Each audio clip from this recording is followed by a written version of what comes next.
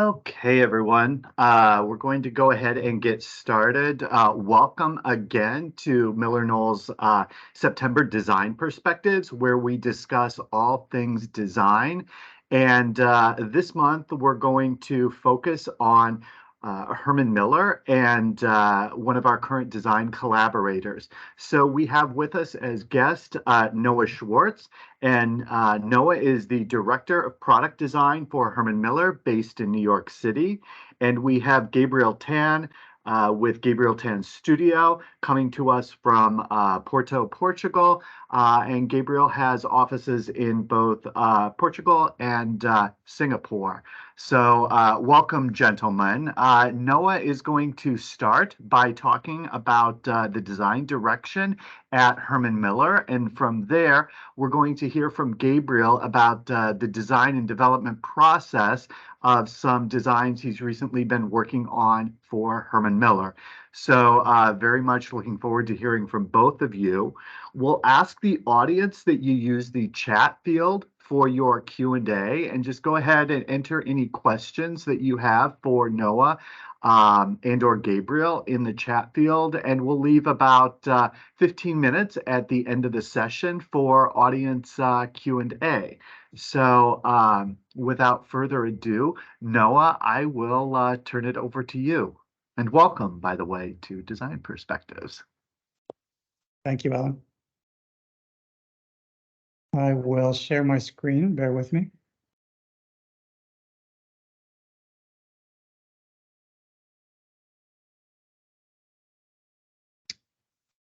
Okay, so I've had the real privilege of working with Gabriel for the better part of 10 years now. And hey, Noah, sorry to interrupt, but okay, there we go. Now it's in presentation view. Perfect. Good. So as I was saying, I've worked with Gabriel for quite some time now. It's coming up on 10 years now. And I want to share a few words and a few images on why I think Gabriel's work is such a wonderful fit for the Herman Miller portfolio. And really starting here with a Max Dupree quote. So Mr. Dupree said, "In the end, it's important to remember that we cannot become what we need to be by remaining what we are." And plenty of others have made similar statements over the years, but the message, I think, is still a pretty good kick in the pants today. And I do strongly believe that our new designs in collaboration with Gabriel help us to deliver on that ambition to always be a forward-looking brand. And that's not to say that we shouldn't be very tightly connected to our history. I'd say really very much to the contrary. A commitment to daring design has been a part of Herman Miller for a very, very long time. And as I try to advance slides.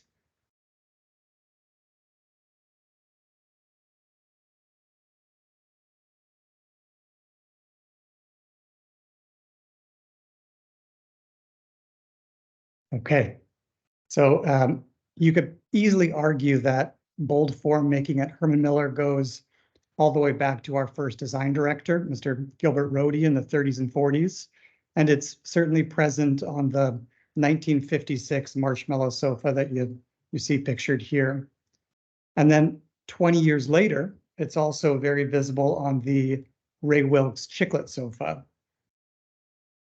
And I'd say today that that same spirit of bold, daring design is certainly present in our new Luva upholstery collection.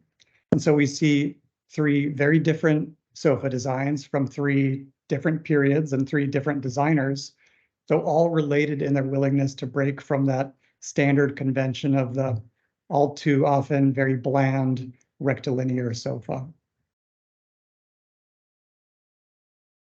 And I think a similar evolution of the brand, obviously always in deference to our past, can also be appreciated by looking at a small selection of Herman Miller's occasional tables. So starting here with the 1948 Noguchi coffee table. And then again, nearly 20 years later, in the Alexander Gerard Hex table. And today, through the introduction of the Cyclade collection. So carrying on in that tradition of design that lives at the intersection of sculpture and industrial design, but in a voice that I believe is decidedly of today. And while this bold form making is present in a number of our designs, both past and present, it's only one component of a much greater story. And George Nelson suggested that modern furniture doesn't lend itself easily to definition. That's still clearly very true today. It uses new and old materials. It takes shape in both strange and familiar forms. But as Nelson said here, at its best, it reflects the changed conditions of modern existence. And here again, it's interesting to look at our new Luva collection and the way it successfully responds to the changing norms of our own day. And so here we see kind of the quintessential mid-century formal living room. And while I personally love the idea of a trolley filled with cocktails and dessert, that's probably not the way that most of us use our living rooms today. And so we've evolved from this 20th century formal hosting to the 21st century casual sprawl. And it's the reality of the way many of us actually exist in the privacy of our own homes.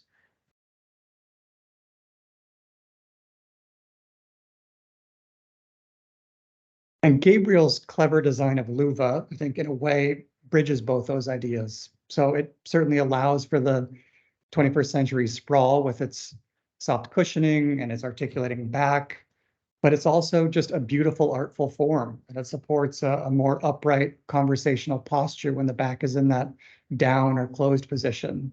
So here in the image on the left, we see Gabriel's youngest that's doing a pretty exceptional job of demonstrating the sprawl.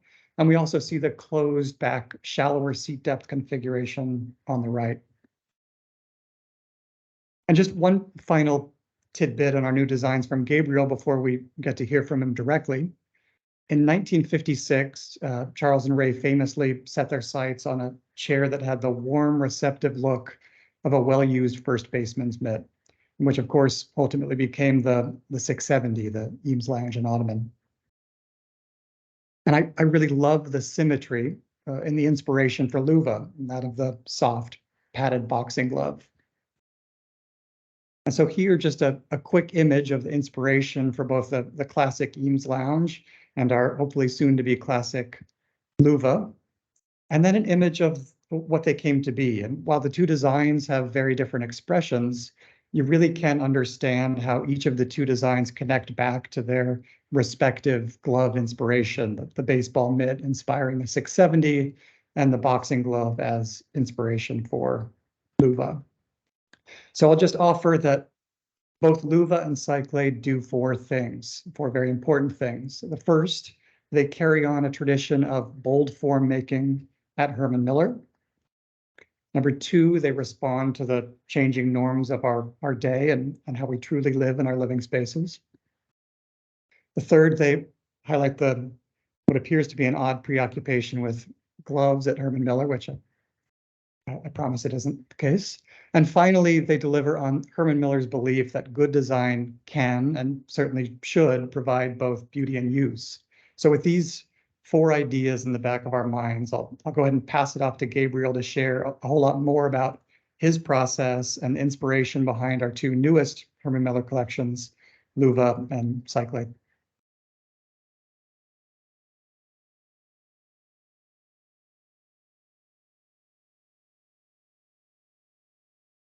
Thank you, Noah. Hi, everyone. I'm gonna share my presentation. So jumping right into the Cyclade tables, which is what I will share first. I've always been fascinated by sculpture. I've known Noah for a long time, and when I come to New York for Design Week, or when I come to New York to work with Design Within Reach, I've always tried to visit the Noguchi Museum. It's kind of my spiritual space, so to speak, in the city. And these are some images I've taken with my phone during my trips there. I have like hundreds of images from like maybe 4 or 5 visits there over the last 7 years. And some of the sculptures that really respond to me and his work is like his use of voids in his sculpture. And these were, I've always thought of like trying to design furniture in response to sculpture, and my attempt at doing so resulted in some sketches which I managed to pull out from old notebooks. So these were just some early doodles of what I was thinking, that how I could use this idea of voids, and then I was thinking, okay, like, well, what can you do with a little void, and what kind of function can you give it? You know, I didn't want to it just be a form making exercise, and then more rough sketches resulted in thinking of how sculptural shapes and voids can result in interesting interactions between different size tables. And eventually these were refined to more distinct shapes, more proportional shapes over time. And then also thinking about how we could actually use them to connect beauty and function, such that you could have plants coming through the holes in the tables, or not nest your side table against a lamp or another piece of furniture. And then we started to make some mock-ups in my Singapore studio. This was before moving to Portugal, I would say around 2019, where we made these paper mock-ups. I don't think I ever showed this to you, Noah, but yeah, some of these processes were just internal processes that we did, which we didn't even show it to Herman Miller. But this was more like to test within the studio to see that this is a viable concept before we actually develop it further into CAD or 3D. And yeah, this was just like in our porch of the studio is located in a residential house that we rented. And with my team, we made these paper and cardboard mock-ups in full scale. And then eventually we felt that, yeah, this was an interesting thing to develop further. And then we started to do some 3D work and some test renderings. And we really liked it internally. And that was when, I mean, me and Noah have a good relationship. So usually when I develop anything interesting, I periodically I would call him or show him some things, and this was during one of the calls when I actually showed him this table, and he immediately took an interest to it, and he asked if he could investigate the possibility of maybe producing it with one of the MillerKnoll brands. But at that point, I had no idea that that Noah was going to be so involved with Herman Miller, and it was kind of, yeah, I thought, sure, like, if MillerKnoll wants to do it, be it with Design Within Reach or one of the brands, it would be nice. And then eventually when Noah mentioned that this could actually be good for the Herman Miller brand, I was, my heart kind of dropped a beat when I saw that text message. And I was like, okay, like this would be, yeah, I was really happy that secretly, I guess I've always thought that I would want to design for Herman Miller one day, but I didn't think that, I would do it before I have white hair. But thankfully, I managed to achieve it at this point, and I'm super grateful to Noah and the team at Herman Miller. So these was the renders that I showed to Noah, and then eventually we started prototyping with Herman Miller. You could see the early legs that were done was with these ugly hexagonal screws, which we were not so happy about. And eventually with Bob at the Herman Miller engineering team and Joel, we figured out a solution, or they suggested this brilliant conical die-cast solution that enables, actually this video you can see actually how it actually screws in, so you could flat pack this very easily.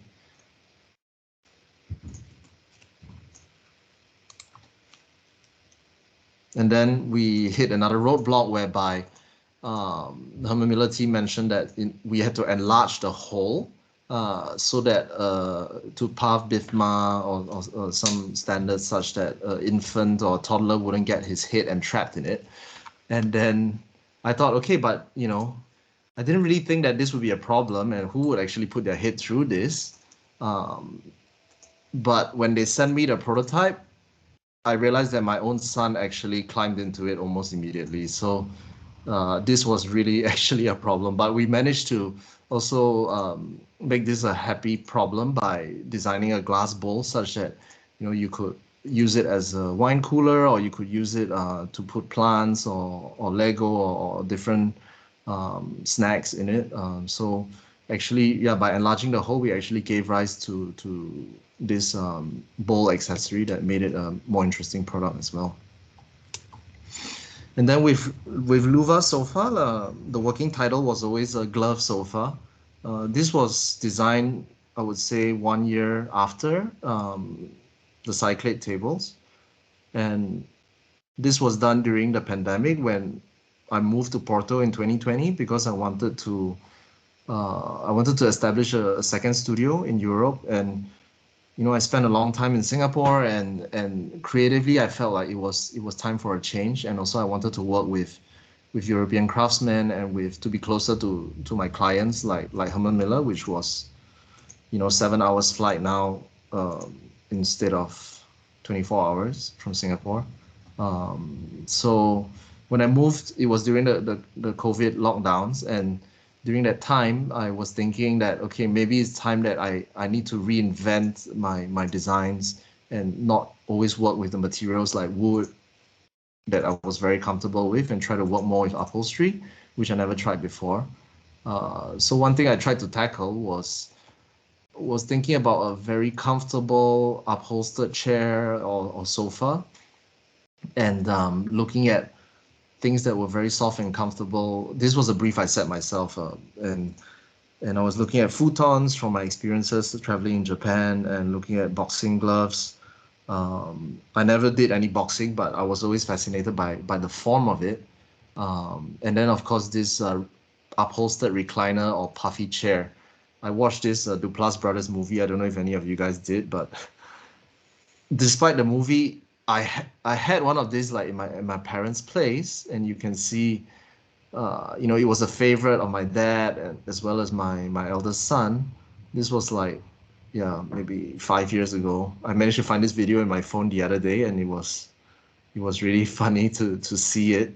But yeah, I mean, sometimes like inspiration doesn't just come from beautiful things. Like something that is so ugly but comfortable could also inspire us to design something new. And for me, I thought that maybe there was a way that we could redo this typology in a more interesting way. And that's when I started sketching, combining the idea of a futon and a glove with this kind of puffy chair typology, to think about modularity as well. And eventually this became more developed sketches, which then I thought that it had legs and we could actually try to do something with this idea. So this was actually during Christmas time in 2020. I remember my family thinking I was crazy that, I was still designing like before Christmas dinner. But I was just hooked onto this concept and, sketching and then doing 3D work eventually. And in the new year, I showed this presentation to Noah, and he fell in love with it at first glance, and he said that he wanted to share this with the team, with Ben Watson and other people at MillerKnoll, and very quickly they actually decided that they wanted this design because they were looking at. They had an internal brief, I guess. Maybe Noah can share more about it. That they were looking at something along these lines, at least in terms of verbal typology. And it was serendipitous that I was thinking about this at that same moment. So these were the first presentation I showed to Herman Miller, and you can see it's not so far from the end result. But of course, there were small tweaks and detailing to be made. And then Noah asked as well if I could show both the tables and the sofa together in some visuals, and I put together these visuals. And that's when the idea of launching them together as a kind of compatible collections gave birth. Yeah. And then I also did some other more crazy configurations that were never made, but it shows the possibilities of future, you know, of how this could possibly grow as a collection in future. And then the fun part was prototyping in Italy, because Herman Miller decided that they would use one of their best suppliers, which was located in Italy, to make this collection. And from Porto is really easy. It's like 2 hours flight. So I actually went to the factory very often together with Janvi, the lead product developer. And yeah, here you can see us arriving in Milan, and we developed a great friendship over the many prototyping trips there. Noah joined us as well for most of the trips. And this is Chloe as well from the UK Herman Miller team. And yeah, we had a lot of people working on this project, and everybody giving their opinions on comfort and ergonomics. Having different people of different sizes obviously helped as well, so that we could target both people who are much taller and people who are smaller. And you can see the early prototypes were really not close at all to what we wanted, but you know, we had faith in the factory, and we kept going and made many prototypes, correcting by hand as well. And the beginning was mainly getting the ergonomics right, and then, you know, making adjustments on the upholstery. And then eventually you could see with later prototypes, it started to get a bit closer and softer. And eventually, we got there after, I would say, like 6 or 7 rounds of prototyping, and many visits to the factory. And yeah, this is close to the end, where you can see the amount of investment was pretty insane. I mean, to do so many rounds of prototypings and make so many samples, and to be honest, yeah, it would really not be possible with many companies to make this collection.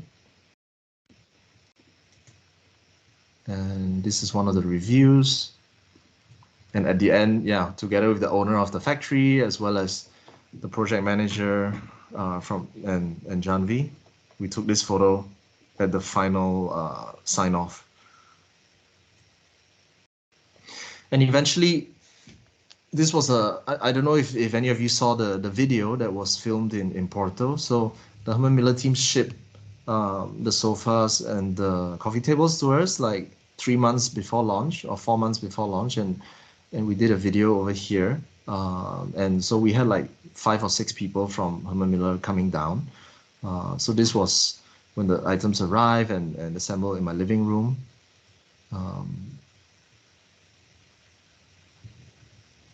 And then eventually this is us using it. And then at the end of filming, we did a big party where the Herman Miller team, as well as my friends, could use the sofa. And you could see, yeah, it was really nice to see people using it and enjoying it before launch. We were kind of the first family to have it. And then during the launch in New York, we did the same with the Herman Miller team. Yeah, and yeah, with some of my friends as well. So yeah, I think at the end of the day, this sofa brought a lot of joy to my family, and I hope that it will also bring a lot of happiness to people around the world and in the US especially. Yeah, these are the final images that were post-processed, taken in my living room in Porto.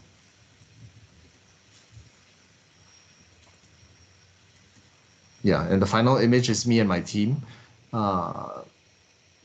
Yeah, we had the team from Singapore as well over during the summer, and we took this photo. And you could see like we could even fit like 6 people on the 3-seater sofa.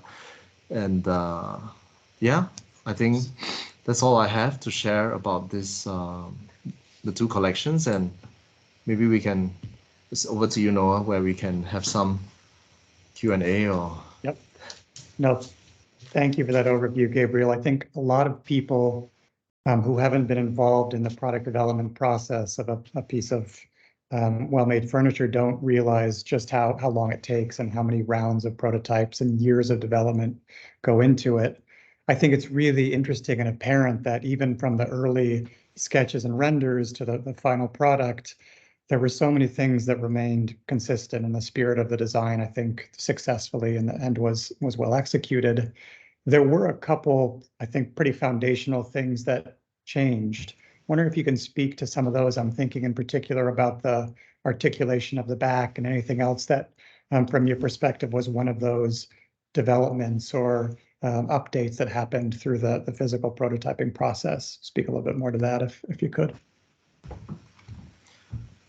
Yeah, of course. I mean, the interesting thing was I originally designed this to be a kind of mid-back sofa. So I didn't actually design it with the intention of opening the back. And Herman Miller accepted the proposal also based on it just being a closed glove.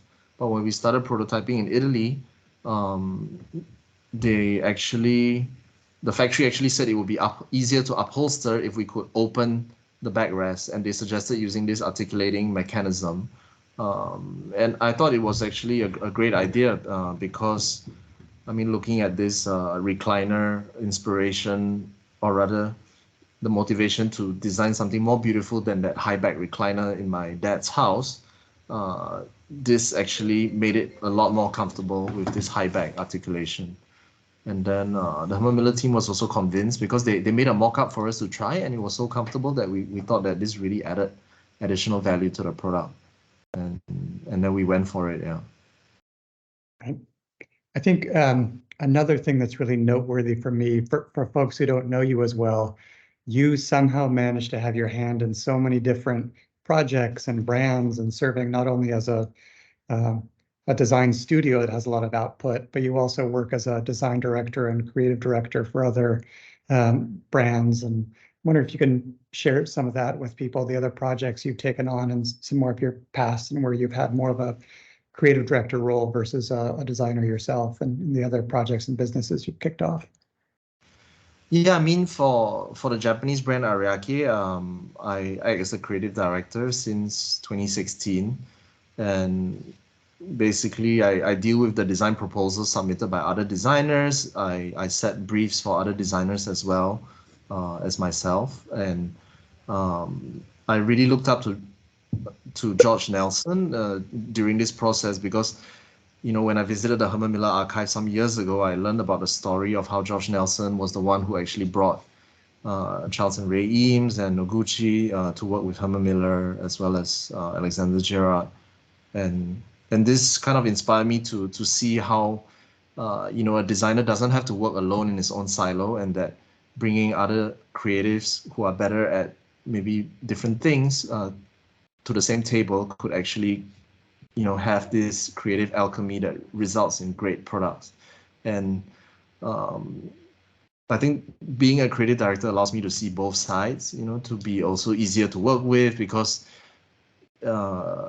when you come from the side of the brand, you need to understand production, you need to understand sales, marketing, distribution. So if something that is has very high design value, but would take a lot of effort to produce, that result in it being too expensive to sell or taking too long to produce in numbers, then it wouldn't work as a product. So I think this helped me as a designer very much. So when I work with brands like Herman Miller, I was able to also try to put myself in the perspective of a large company that is trying to get their products to be a success, because at the end of the day, it's not to the designer's interest or the company's interest to make something that is great design but doesn't reach the homes or commercial spaces of people. Yeah. As I've thought a little bit about Luva, and we've had a couple of years to think about it and work on it, it very much makes sense for the design sensibility I know that you have. But I do also think that it's a bit of a departure from some of the work that you've done previously. So I'm wondering if you can talk a little bit about how Luva connects to your other body of work and how it might be, in some respects, different from other designs you've created. Yeah, actually, I mean, before designing Luva, I never designed really any upholstery. I did a kind of wooden sofa for Ariake, but that was like it was predominantly more wood than about the upholstery, and most of my designs was always about using like minimal wood, because wood is such a precious resource. So I was always trying to think about using very elegant and thin profiles so that we could use as little material as possible. So in that sense, I would say maybe people think that my design is more Scandinavian or minimalist or Japanese in style because of this visual lightness to it. But when I started to work on Luva and started to work on upholstery, I wanted to take a different approach, because it didn't make sense to make a very thin cushion or to make very thin upholstery, because it would not be comfortable, or it would not be as comfortable as something that is more voluminous, than something more generous. And I didn't want to be so-called prisoner of a style. You know, I felt like as a designer, you need to be free. You need to not think so much about a conscious style, but really let yourself evolve. Because if you look at all the designers from the past that have, you know, designed for many decades, their work also evolved in the early part of the career to the middle part to the later part of their career. Like for example, Charlotte Perrion, when she was living in Japan, she designed collections that were more Japanese inspired, and then when she went to Brazil, she took on a totally different direction. Because you are inspired by your environments and your age and all the experiences you have. No, and though it's a lot more generous and has a different feel than some of the minimalist Scandi or Japanese designs you've done, it feels, from my perspective, very right for your work. Both of us talked about this connection to the form inspiration, and in particular, this idea of the boxing glove. And I liken that to the Charles and Ray Eames inspiration from the baseball mitt. I'm curious, was that something that was in the back of your mind or even aware of when you started sketching, or was that kind of a happy coincidence that they share that similar glove inspiration? Yeah, actually, I only realized that the Eames lounge chair was inspired by the baseball mitt, like after the product was about to be launched. When I was having dinner with Kelsey Keefe, and who's the editorial director at Herman Miller, she mentioned that, did you know that, that the Eames lounge chair was designed like with the baseball mitt as an inspiration? I was like, I had no idea. And she was shocked I didn't know, and she thought that it was part of the inspiration, but it wasn't actually. So it was a kind of happy coincidence. But yeah, I mean, the boxing glove, I don't know why I was inspired by it. I mean, maybe I'm not a super athletic person, but yeah, I watched a lot of Muhammad Ali and Rocky when I was a child, because my father was really into that. So maybe that kind of subconsciously had an impact on me. But yeah, I was mainly just researching into like visual analogies and metaphorical objects for softness, and the boxing glove is something that just pops up in my mind.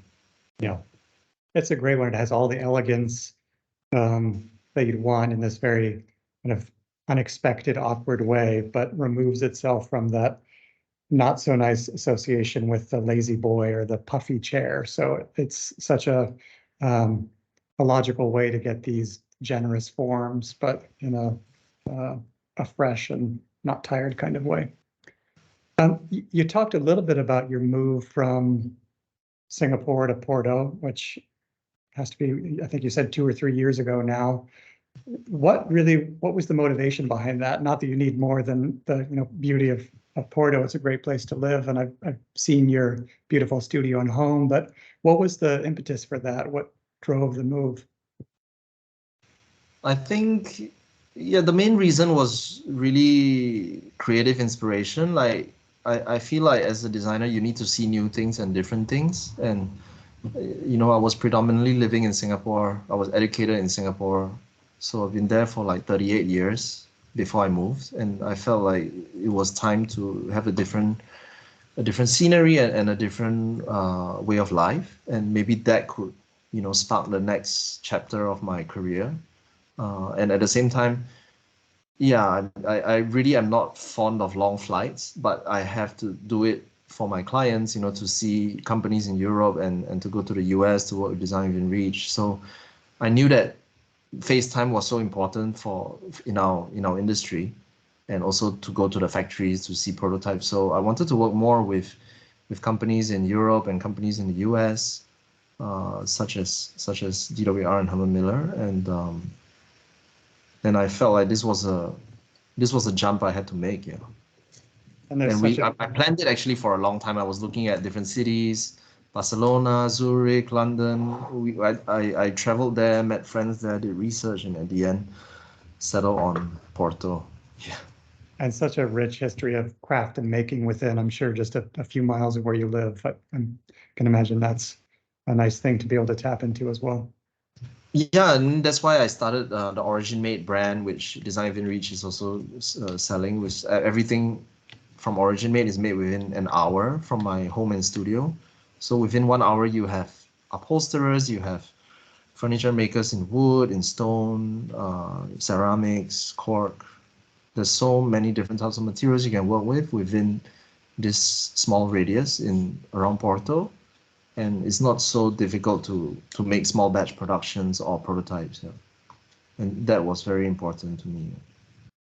I want to make sure we save time for other folks to ask questions, but I do have one last question. And the cutout that you talked about in the Cyclade coffee table that was enlarged because we needed to make sure we also had a safe product has actually sparked that bowl insert and 1,000 other different fun ways to market it and photograph it, from the very practical to the very absurd in some cases.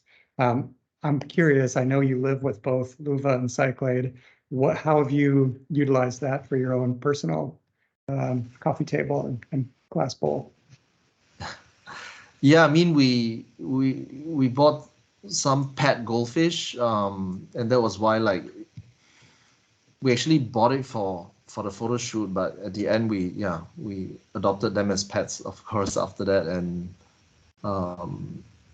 we had that fun idea of like using the goldfish as a photo shoot, which I'm glad we did it. But of course the bowl is not super big that the goldfish can live there permanently, but the idea was more like, yeah, if you want to have your goldfish come out to meet your friends, you could put it in the glass bowl. But that really is much more of a afterthought rather than the primary function. But yeah, the main thing is like for plants, I would say like for ikebana arrangements, because I live with young kids, so a lot of times we find Lego in there or die-cast cars and toys. Yeah. Occasionally we find food in there as well, snacks. Yeah. But I think it's super versatile to have that glass bowl and a really fun added function to have. Yeah, it was a nice lay down. Alan, do we have questions that have come through? Yes, absolutely. And coincidentally, comments on the bowl being quite unique. So I think that bowl is really resonating with the audience. There are some comments in general about the inspiration behind these pieces. We do have a comment, or I would say it's more of a suggestion, around corner pieces for Luva. So that came up in the chat. I do want to actually start with a question of my own, and this is really around the manufacturer-designer working relationship and collaboration. So, for instance, Noah, you mentioned the idea of sculpture being very important, and sculpture in terms of form, sculpture in terms of utility, and just curious to know how that evolved with these products. Was that something that was part of a design brief that Herman Miller wrote that Gabriel was responding to? Was that not part of a design brief, but it's something that Gabriel was suggesting that sort of fit nicely into some of the historic pieces with Herman Miller? Maybe you might both take a stab at responding to that. Yeah, I'll say Herman Miller almost exclusively works in the model you mentioned, which is briefing designers, and we spend a lot of time and energy behind the rigor and exactly what we know our customer needs.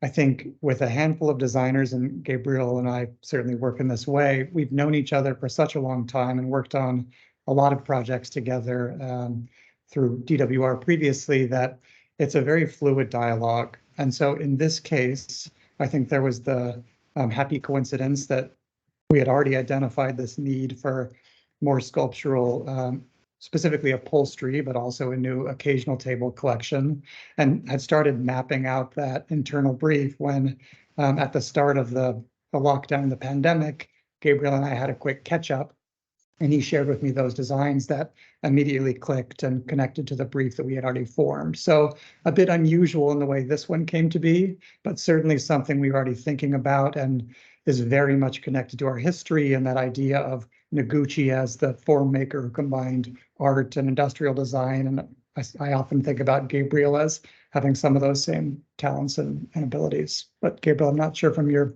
perspective how you'd answer that. Yeah, I mean, to be honest, like if I wait for a brief to arrive from Herman Miller, I mean, I really would have a lot of white hair by the time I get to design something for Herman Miller.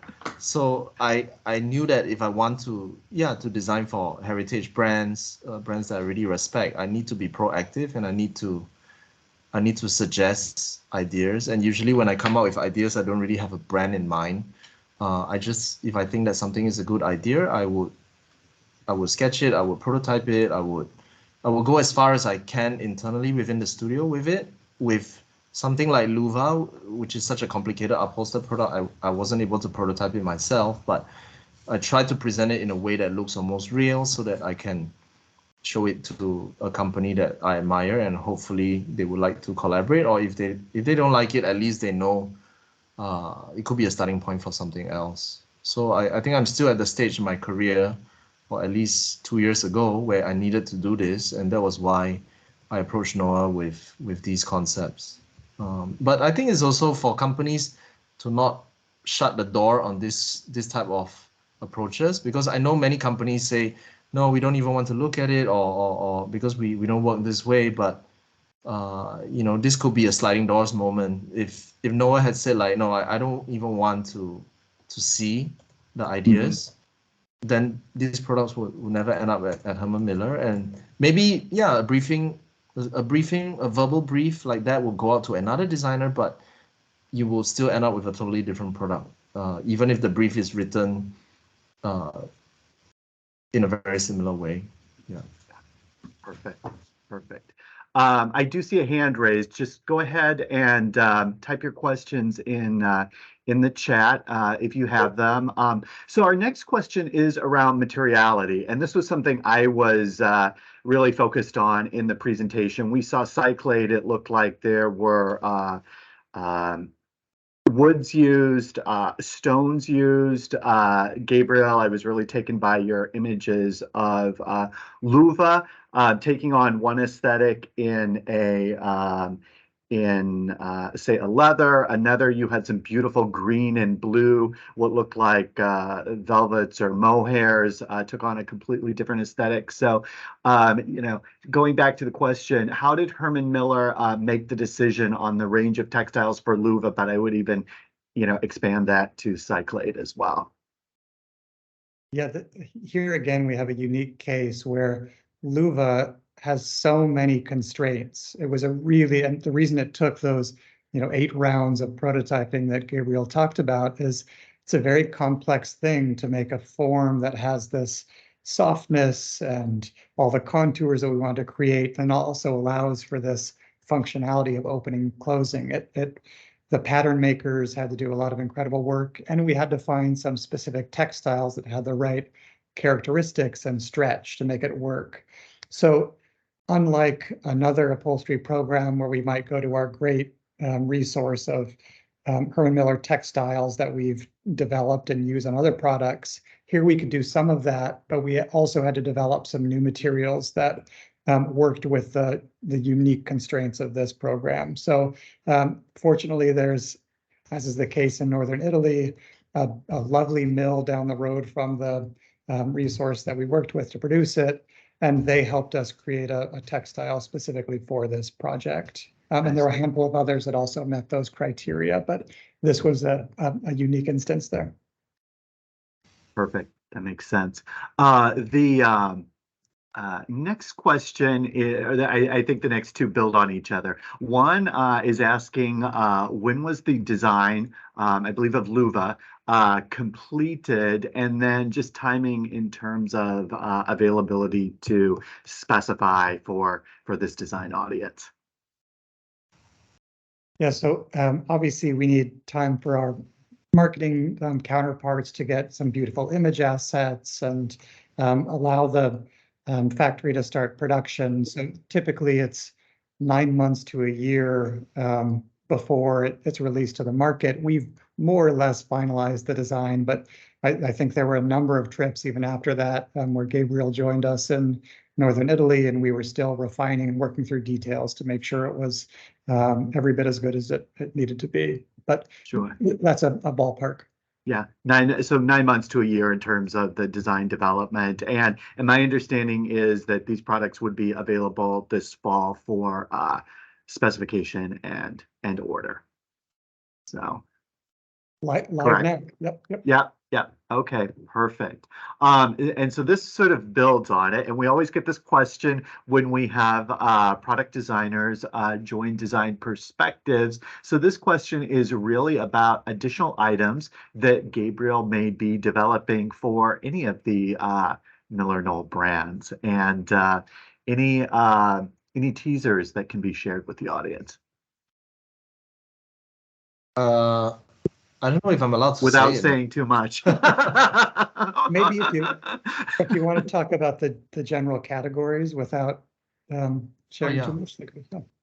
Yeah, I'm working on an outdoor collection for Design Within Reach that will be launching next spring, and that is a very big outdoor collection that I think hopefully many people will be excited about. I know internally, like the MillerKnoll team is very happy with it. So, and we just signed off on the prototypes like last week, I think. Oh, so, that's terrific. I can't, I just think of Luva as being such an indoor piece, right? With all the upholstery, so on and so forth. So I can't wait to see your interpretation of an outdoor collection. So that'll be exciting to see in the spring. And I imagine, we could see it, I'm just guessing, at Design Days in Chicago or some other places next year. So so the next question, this I'll just read a bit of this. Something that really resonates with me when speaking to Luva and Cyclade is the inspiration pulled from various cultures, the idea of global community. Is there any further insight you can share as to why this concept is important to you? For the concept of global community and culture. Is this question for Noah or for me? It doesn't say, but I would say either one of you who would like to answer how global community or culture fits into this. You can go first, Noah. I think that the exciting thing for me is this is one of those items that has relevance in all of the markets where we sell products. So we had a lot of conversations about which pieces would be appropriate for the market in Japan or all the other places that Herman Miller sells its designs. So obviously there'll be slightly different configurations and size constraints and material preferences based on where we sell it. Some places exclusively leather, some wools, some small scale, some large scale. But I do think there's something kind of universally appealing about this soft organic form and the ability to have the articulating back. So you have the loungy posture and the more upright conversational posture. I think some of those cross all boundaries and relate to anyone regardless of the place you live or the culture you're based in. But Gabriel, curious how you feel about that question. Yeah, I think that it's important for a product that if you want to sell it globally, then it needs to relate to different cultures. I mean, that is also why I try to build a multinational team within my studio. We have, people from South America, from the US, from Asia working for us. And that's why I also wanted to set up a second studio in Europe. So to have this cross-pollination of East and West. And with Luva, it's like, some people say that it looks like a moomin when you upholster a white fabric when it's open, or like a teddy bear. And other people say it's like a Totoro, like this Japanese anime character. So I think it really, in different cultures, you can see a futon or a boxing glove, and this familiarity is really based on where you're from, and for design to be hopefully successful, I think this is important, that for a global brand, that people around the world needs to have their heartstrings pulled by their own memory of an object or of experience that they can relate to the furniture. That makes sense. Here's a question about the name of the products and how that came to be. Did Gabriel name these two products, or did Herman Miller come up with the names? So, as so often is the case, you have a working name and you have the name that comes to be. And so our working name for Luva was, no surprise, glove. For a number of different reasons, we ended up having to change that, and liked keeping that idea of it being glove, but used the Portuguese term for it because of the connection to Gabriel and where his studio is based. Flow, I think, was our original working name for what became Cyclade. Gabriel, I think Flow Stone. Yeah, and you had helped us in this case generate that idea for Cyclade. I don't know if you want to speak to your inspiration or that connection that you made. Yeah, I really believe that the name is really important to a product. So I could have taken a back seat, but I really wanted to be involved with the naming. So yeah, we had many calls with regards to the name of the product with the marketing team. And usually in this naming process, because of the trademarks and to make sure that a name is able to be trademarked in different markets, that means that out of 20 suggestions, maybe half will be taken into consideration. And so I really wanted glove, but it was quite a generic name that it was not possible. So then we looked at other languages for glove. And then we had some funny stories where, like they say guanto, which is like glove in Spanish, sounds like Guantanamo, and then with luva, it sounds like.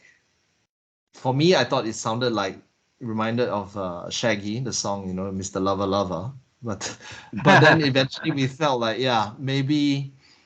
But it also sounds phonetically nice, and because I was based in Porto, and this relation with Portuguese is something that made sense because of where I'm located. So in the end, we decided to go for Luva, and hopefully people don't think of Shaggy when they see the song.